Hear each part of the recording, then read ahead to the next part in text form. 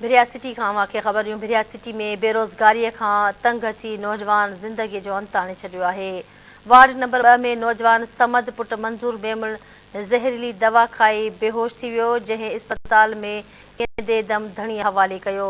अफ़सोसनाक ख़बर अव्हांखे ॾियूं पिया। संदसि वारसनि ॿुधायो आहे त नौजवान बेरोज़गारीअ सबबि घणे वक़्त खां परेशानीअ जो शिकार हुयो, जंहिं सबबि हुन अहिड़ो क़दम खंयो आहे। वारसनि ॿुधायो त फ़ौती नौजवान मरहूम DSP मंज़ूर मेमण जो पुटु हुयो। संदसि मढ़ आबाणे क़ब्रिस्तान में मिटीअ मां हवाले कयो वेंदो। अफ़सोसनाक ख़बर अव्हांखे ॾियूं पिया। भिरिया सिटी खां। भिरिया सिटी में बेरोज़गारीअ खां तंग अची नौजवान ज़िंदगीअ जो अंत आणे छॾियो आहे। वार्ड नंबर 2 में नौजवान समद पुट मंज़ूर मेमण ज़हरीली दवा खाई बेहोश थी वियो, जंहिंखे इस्पताल नींदे दम धणीअ हवाले कयो।